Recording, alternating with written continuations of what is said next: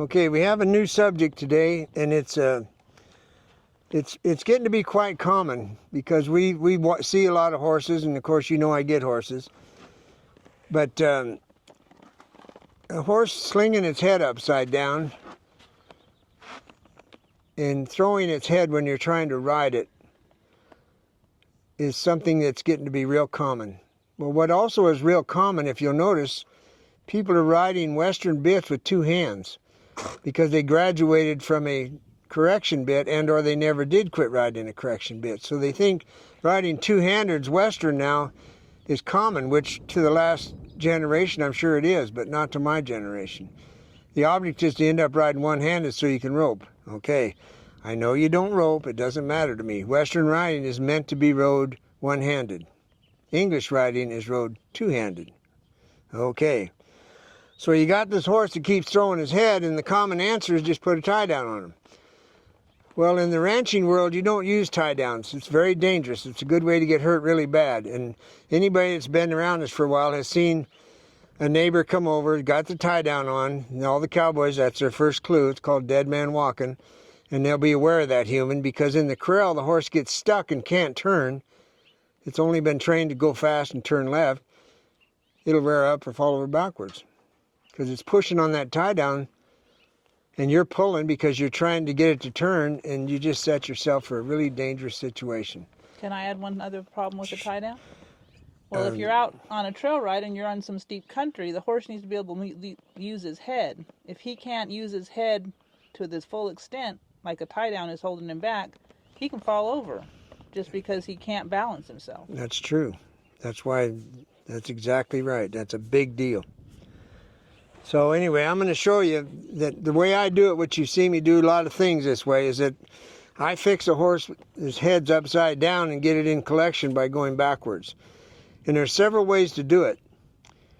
And if you're not sure of a horse, or if you're got the slightest bit of fear level, I'm going to show you how to do it without worrying about a horse flipping over on you.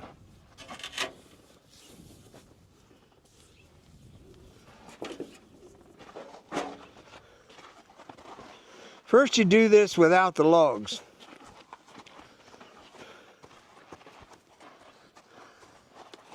Now the halter is going to go down in that place where I always tell you to put it, which is right there. No, we've never broken a horse's nose.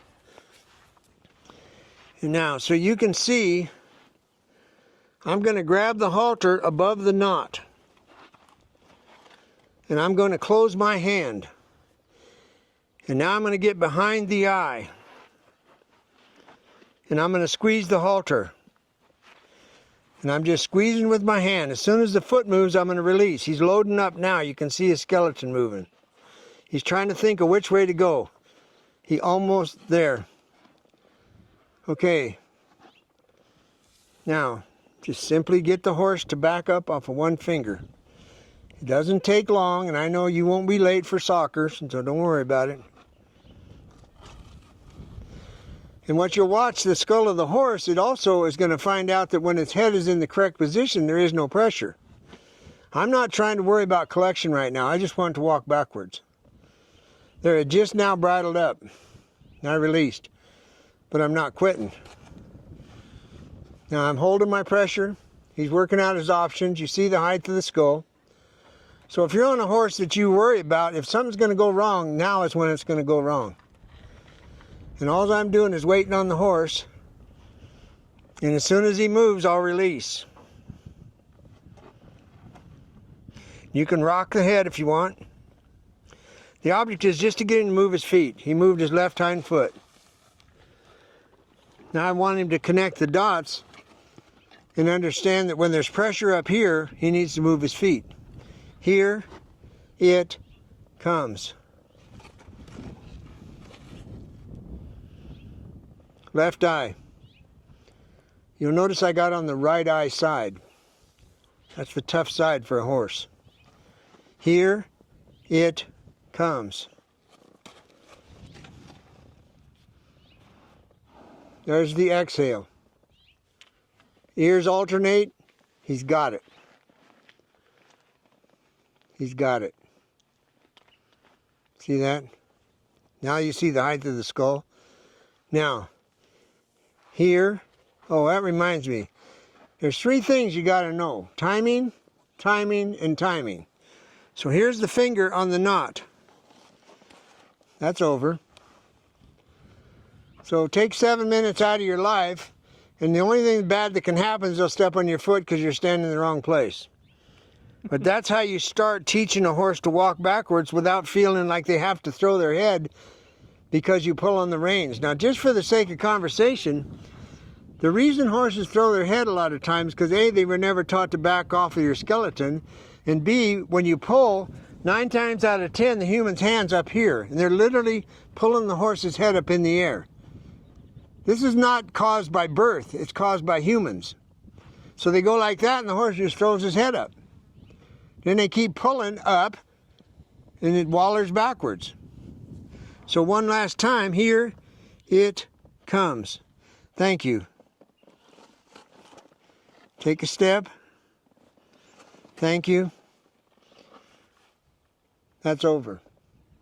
Okay, now I'll get the snaffle bit.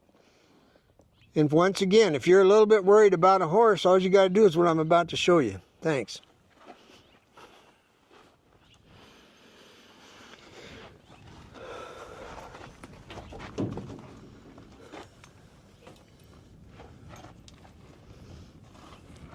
Now the tying the mouth closed saves me a lot of time. And the reason I do it is because a lot of horses, besides having their head on upside down, they've been taught to yawn, which means gapping at the mouth to get away from the bit. So when I first put it on, it's very, very loose.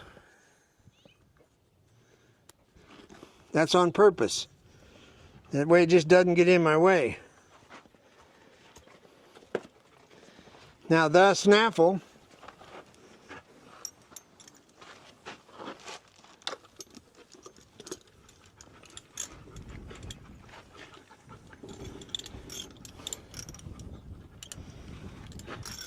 here's an example of the snaffle being too far down in the mouth. See that? That's too far down. So I want the mouthpiece to touch the corner of the mouth. That's the way I like it.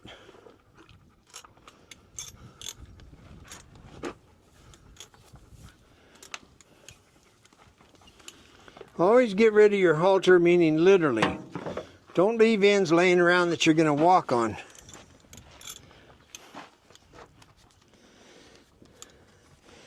If you're having a hard time deciding about the distance of the bit, just give it a second and the horse will relax his mouth, then you can see what's real.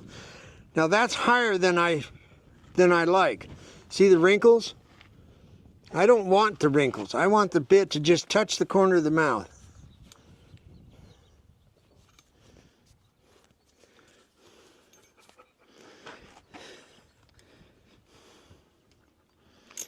That's perfect.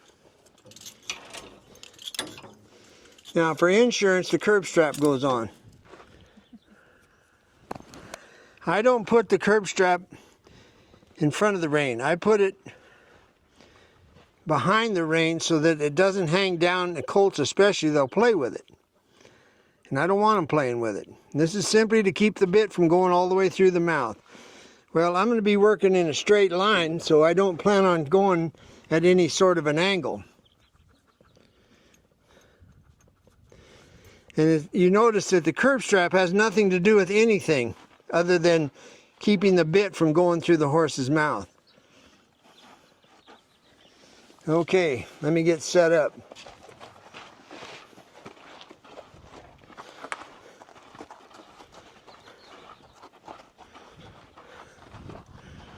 Now, this is why I think they call this in hand. You're on the ground. Once again, the only injury you can receive is getting stepped on.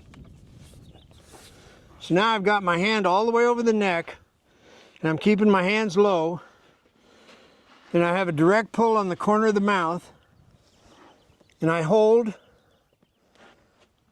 and I put more pressure on, And I forgot to do the nose band, so let me show you how tight that is. Because he did start to gap at the mouth. So there's one finger. And if he starts to gap at the mouth, this is going to stop him.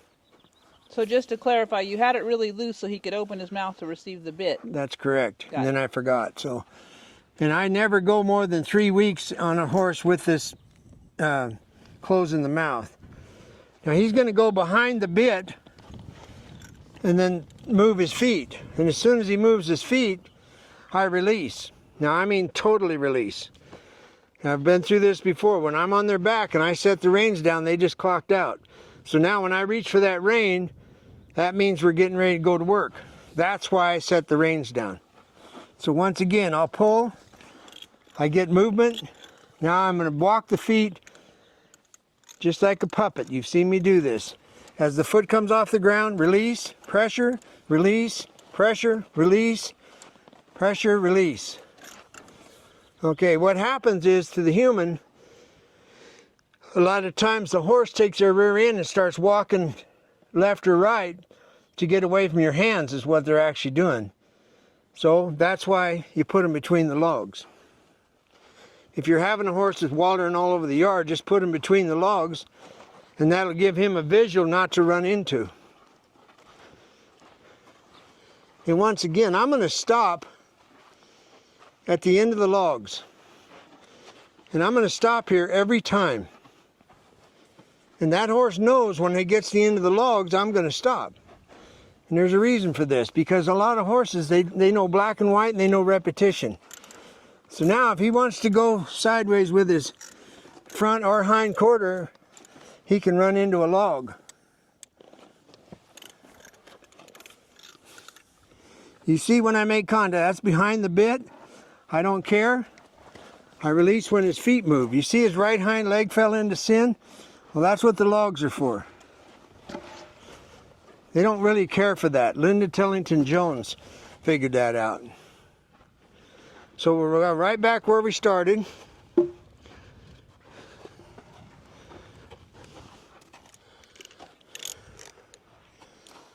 Now I'm telling him, here it comes.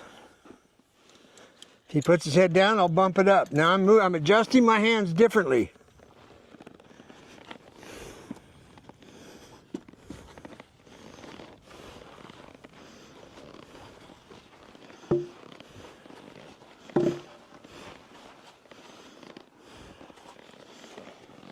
There. Now remember the halter and the squeezing deal? That's why you do that first. Black and white.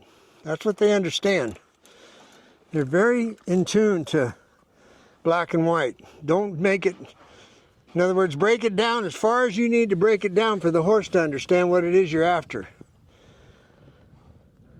Now, this horse understands what I need.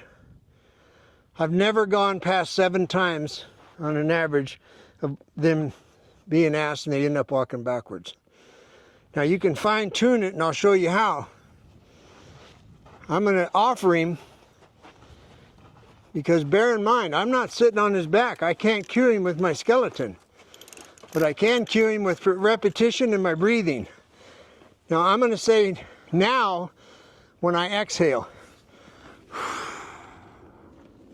I just offered him a chance to walk backwards off of my breathing.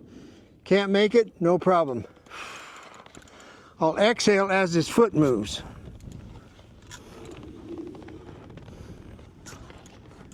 You can place your hands wherever you want as long as they're even. So he understands how to back up off the snaffle. So now I'll put the western bit on.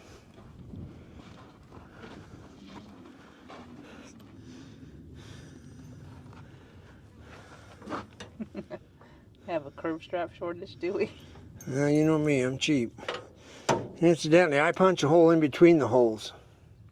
Our friend Janet Palm says she found a good curb strap source. Okay. She was going to send us 3. Well, let's go international on that one. You can have one. Now, our friend and young man in Italy, Italy. There's a young man in Italy that's going to watch this video, and I'm touching on some of the things he asked me questions about. So it's nothing personal, all you old bastards, but I really like to hear from these young kids. It just tickles me that they're not playing a video game. We have another young man in Massachusetts. That's right, and there's one in Massachusetts. For those of you that flunked geography, that's the other side of the Mississippi.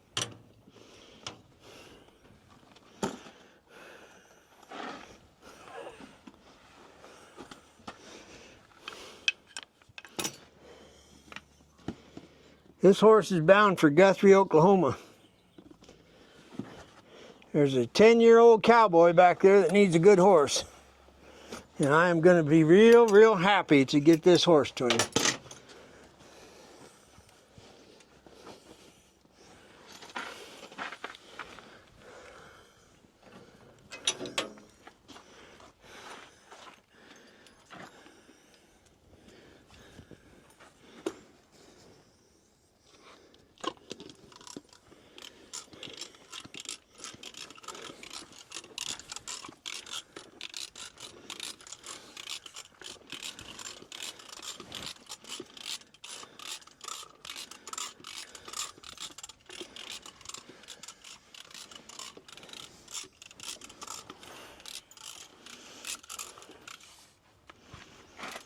I'd like to reiterate something, because I watch it all the time, but when you're working with a horse, you have to make a habit of steady breathing. I don't breathe worth a damn, but I know how to breathe steady. And there's people, whether they like it or not, they hold their breath whenever they get ready to do something with a horse. And to a horse, that means fight or flight. So it's a real positive thing when you can, in fact, see there's one finger. And where do you put your finger exactly? Because a lot of people... Well, this is the bone of the jaw. It has to go at an angle between the bone of the jaw and the curb strap. Not straight. This is straight and has absolutely nothing to do with anything. I go at an angle and I can feel that jawbone on this side of my finger. Because the way a Western bit works, it's all about the curb strap. And I see thousands of people riding with the bit upside down, meaning the cheek piece is all the way up here. And think about what the mouthpiece is doing when that happens. So once again,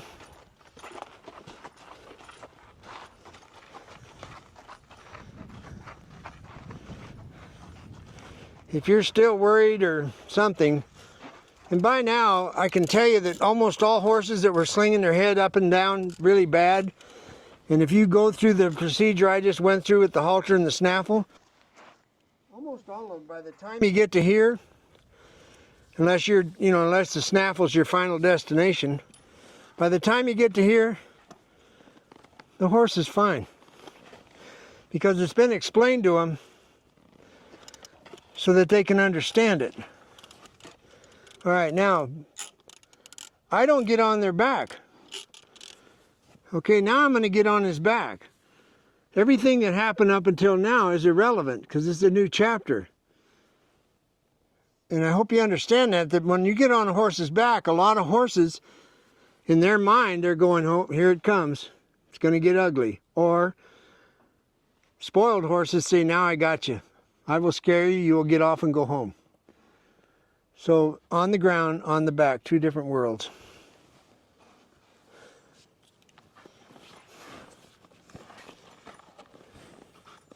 I don't want that horse's left front foot going towards me.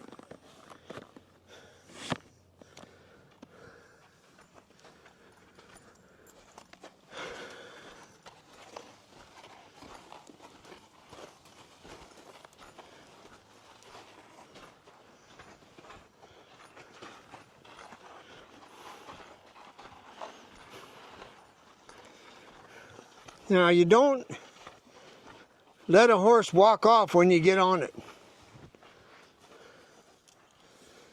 Horses in Mexico are taught to walk off, and I don't like it. I don't want it. So you got to have your reins in your hand. You don't go all the way back there and get on like a cow farmer. I've got the horse so I can check it while I'm getting on. Check. That habit's going to go away like all the other habits on a horse. Release. Make them stand. Now you walk off.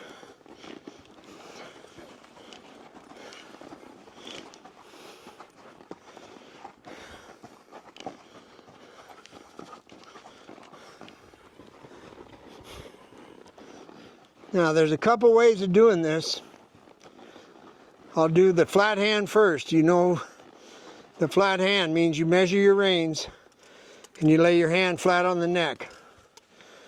Now I pull back to the saddle.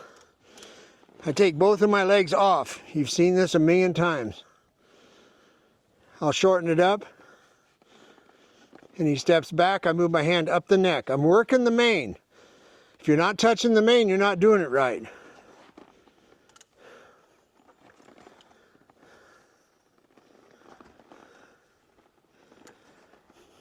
Okay? The other way is to put your hand on the mane, with your little finger touching the mane. And in clinics, I've had people hook a chunk of hair in it, and you pull the rein through your right hand. And as the horse steps back, you just give the rein back. This is how I'm going to do this until the horse bridles up. He just did.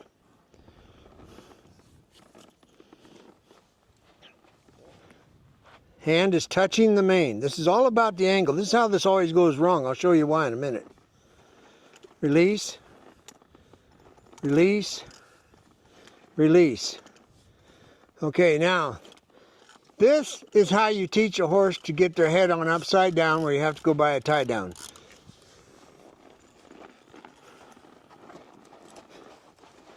You see the horse swinging its head? This is not comfortable. It's not conducive to the Western bit. The quiet hand is conducive to the Western bit. All the B Westerns that everybody loves to watch, well, that's the absolute worst possible way to ride a horse. And that's why they end up throwing their heads. So, and you'll notice I never got out of a walk. Backing is the key. And now when I leave to go on a ride, I'm going to pitch him the rein and let him walk. And then when I pick that rein up, I'm going to just slide it through my hand and say, excuse me. And then he'll bridle up and say, what do you want? And then I'll say, I want to slow down, stop, back up, or turn around. Anyway, that's a process that can be used to get a horse to not need a tie down. Thank you.